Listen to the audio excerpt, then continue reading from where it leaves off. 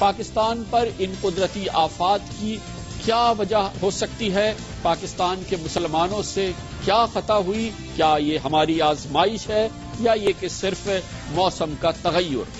اس کی ہم تفصیلی معلومات اور تجزیہ اور رائے حاصل کریں گے، اور اس کے لیے ہم نے تکلیف دی ہے پاکستان کے سب سے با اثر دینی مبلغین میں سے ایک، پاکستان کے نامور اور انتہائی با اثر مذہبی اسکالر جناب مولانا طارق جمیل کو، جو کہ ہمیں جوائن کریں گے فیصل آباد سے۔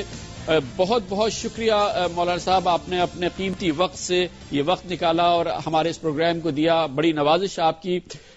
فرمائیے گا مولانا صاحب، جو اس وقت پاکستان کی حالت لگتی ہے، گزشتہ سال بھی اسی قسم کے حالات سے ہم دوچار ہوئے تھے، ایک بار پھر مختلف قسم کی آفات ہیں۔ کراچی میں بارش تھی کہ تھمنے کا نام نہیں لیتی، یہ پورا شہر آج ایسا لگا کہ سو گیا ہے اس آفت کی وجہ سے۔ اندرون سندھ اب اطلاعات کے مطابق 1 کروڑ کے قریب لوگ جو ہیں متاثر ہوئے ہیں، تقریباً 3 لاکھ گھر جو ہیں تباہ ہو چکے ہیں۔ پنجاب میں ڈینگی نام کا وبائی مرض ہے کہ تھمتا نہیں ہے، اس وقت کوئی 5000 سے زائد لوگ جو ہیں وہ اسپتالوں میں ہیں، اور پھر دوسری انسانی آفات بھی ہیں، فائرنگز ہیں اور عجیب قسم کے واقعات ہیں۔ کیا یہ کوئی پیغام ہے اللہ تعالیٰ کی طرف سے ہمارے لیے یا یہ کیا ہے؟ جی، بسم اللہ الرحمن الرحیم، الصلاۃ والسلام علی رسولہ الکریم وعلی آلہ وصحبہ اجمعین۔ بے شک یہ اللہ کی طرف سے پیغام ہے اور بہت بڑا پیغام ہے۔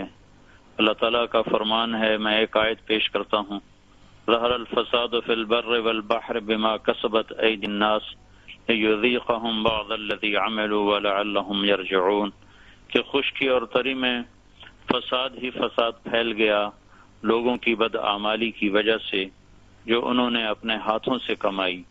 یہ اس لیے ہے کہ اللہ تعالیٰ ان کو ان کے بعض اعمال کی سزا دینا چاہتا ہے، اور یہ اس لیے ہے کہ وہ گناہوں کی زندگی چھوڑ کر اپنے اللہ کی طرف رجوع کریں۔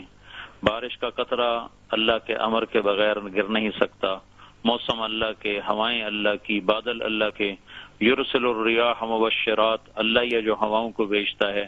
الم تر ان اللہ یزجی سحابا ثم یؤلف بینہ، تم دیکھتے نہیں ہو اللہ بادلوں کو وہ جمع کرتا ہے، ان کو ہانکتا ہے اور جمع کرتا ہے۔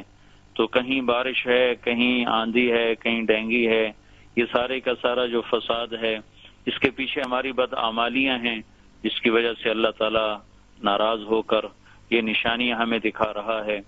ایک حدیث پیش کرتا ہوں ترمذی شریف کی، حضرت علی رضی اللہ تعالیٰ عنہ کا فرمان ہے، عزت تو خزل فی ادو والا، یہ آپ گنتے جائیں اور سننے والے بھی مشاہدہ کرتے رہیں، اور سن کے یہ ساری چیزیں اس وقت ہمارے ملک میں پوری طاقت کے ساتھ موجود ہیں۔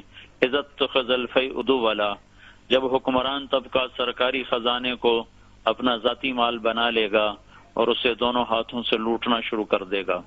والامانۃ مغنما، جس کے پاس امانت رکھی جائے گی وہ امانت کو ہڑپ کر جائے گا، کھا جائے گا۔ والزکوٰۃ مغرما، اور مالدار لوگ زکوٰۃ دینا چھوڑ دیں گے، وہ کہیں گے یہ ٹیکس ہے ہم ادا نہیں کرتے۔ وتعلم لغیر الدین، اور علماء دین اپنے علم کو بیچ دیں گے دنیا کے چند سکوں کی خاطر، اللہ کی رضا کی حاصل کرنے کی بجائے علماء بھی دنیا کے طلبگار بن جائیں گے۔ وَأَطَاعَ الرَّجُلُ زَوْجَتَهُ، اور لوگ اپنی بیویوں کے فرما بردار ہو جائیں گے۔ وَعَقَّ أُمَّهُ، اور ماؤں کے نافرمان ہو جائیں گے۔ اور ادنا صدیقہ وَأَقْصَى أَبَاهُ، اور لوگ اپنے دوستوں کے ساتھ اچھا سلوک کریں گے، انہیں قریب کریں گے، اور اپنے باپ سے بدسلوکی کریں گے، باپ کو دھکا دیں گے۔ وَصَادَ الْقَبِيلَةَ فَصِيقُهُمْ، قبیلے کی سرداری اللہ کے نافرمانوں کے ہاتھ میں ہوگی۔ وَكَانَ رَئِيسُ الْقَوْمِ أَرْذَلَهُمْ، اور حکومت نکمے نااہل لوگوں کے ہاتھ میں ہوگی۔ وَأُكْرِمَ الرَّجُلُ مَخَافَةَ شَرِّهِ، ایک دوسرے کا اکرام کریں گے اور دلوں میں بغض چھپا ہوا ہوگا، اور ایک دوسرے کے شر سے بچنے کے لیے ایک دوسرے کو ہیلو ہائی کریں گے، لیکن اندر ان کے بغض سے بھرے ہوئے ہوں گے۔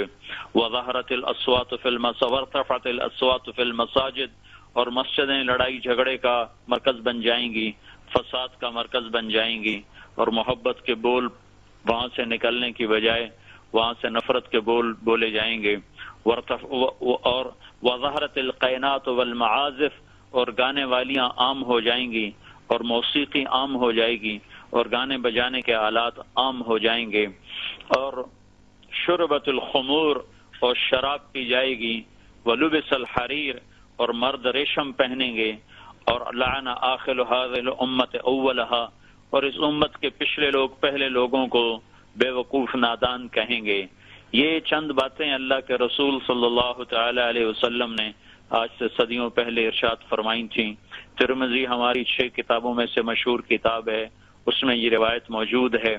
اللہ کا رسول کا فرمان ہے، جب میری امت ان باتوں میں مبتلا ہوگی میں ان کو دوبارہ دہراتا ہوں، عزت تو خزل فی ادولا، جب حکمران حکومت کے خزانے کو اپنے دونوں ہاتھوں سے لوٹنا شروع کریں گے، اور مالدار لوگ اور امانت کو ہڑپ کر دیا جائے گا، اور مالدار لوگ زکوٰۃ دینا چھوڑ دیں گے، اور علم دین دنیا کے لیے حاصل کیا جائے گا، اور لوگ بیویوں کے فرما بردار ہوں گے، ماؤں کے نافرمان ہوں گے، دوست سے اچھا سلوک کریں گے، باپ سے بد سلوکی کریں گے، قبیلے کا سردار فاسق ہوگا، حکومت نکمے انسانوں کے ہاتھ میں ہوگی، ایک دوسرے کا اکرام کیا جائے گا اور اندر میں شر چھپا ہوا ہوگا، ایک دوسرے کے شر سے بچنے کے لیے مسکرا کر ملیں گے، اور مسجدوں میں لڑائی جھگڑے ہو جائیں گے، اور گانے والیاں عام ہو جائیں گی، موسیقی کے آلات عام ہو جائیں گے، اور شراب پی جائے گی، اور ریشم پہنا جائے گا، اور اس امت کا اول آخر کو برا بھلا کہے گا۔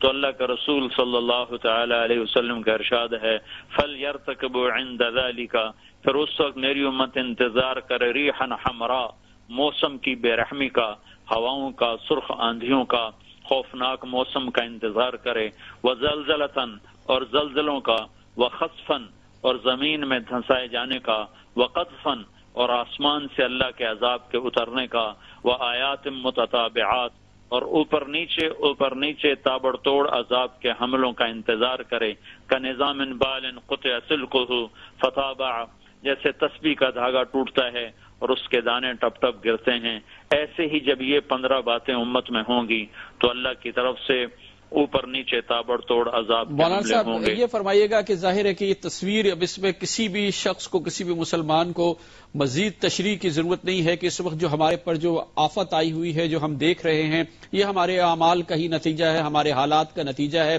پہلے یہ فرمائیے گا کہ اس میں کوئی یہ نہیں ہے کہ جب یہ آفت آئے گی تو کوئی معصوم اس کا نشانہ بنتا ہے، کوئی اچھا دیندار نشانہ بنتا ہے، کہ معصوم غریب اس کا نشانہ بنتا ہے، اس کی کوئی تفریق نہیں ہوتی۔ میں ایک روایت میں آتا ہے کہ مہدی کے دور میں ایک لشکر مکے پر چڑھائی کرے گا، تو اللہ کے نبی نے فرمایا جو مکے قریب پہنچیں گے تو وہ سارے زمین میں دھنسا دیے جائیں گے۔ تو اس پر حضرت عائشہ نے عرض کی، یا رسول اللہ، تو اس میں تو ان کے مزدور غریب لوگ بھی ساتھ ہوں گے؟ تو آپ نے فرمایا ان کے عمومی پکڑ کی وجہ سے وہ دنیا میں تو اس کا شکار ہوں گے، لیکن موت کے بعد وہ ان سے جدا کر دیے جائیں گے اور اللہ کی رحمت میں ان کو جگہ دی جائے گی۔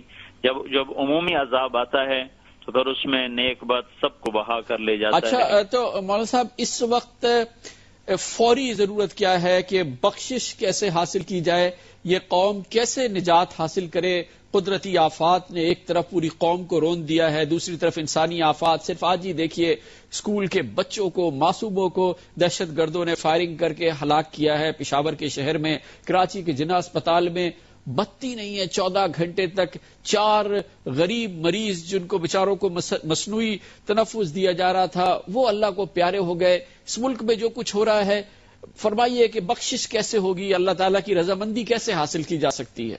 اس کا تو اللہ تعالیٰ نے خود قرآن میں بھی فرمایا کہ یا ایھا الذین آمنوا توبوا الی اللہ توبۃ نصوحا، کہ اے ایمان والو کہ تم اللہ کی بارگاہ میں سچی اور پکی توبہ کرو، کہ توبہ ہی اس وقت کا اصل حل ہے کہ ہم اللہ کی طرف رجوع کریں۔ جیسے یونس علیہ السلام کی قوم پر جب اللہ تعالیٰ نے عذاب بھیجا تو انہوں نے فوراً مرد الگ ہو گئے، بوڑھے الگ ہو گئے، بچے عورتیں الگ ہو گئے، اور سب سجدے میں گر کر رونے لگے، گڑ گڑانے لگے، اور سب نے اللہ کی بارگاہ میں توبہ کی درخواست کی، تو اللہ تعالیٰ نے آیا ہوا عذاب ہٹا دیا۔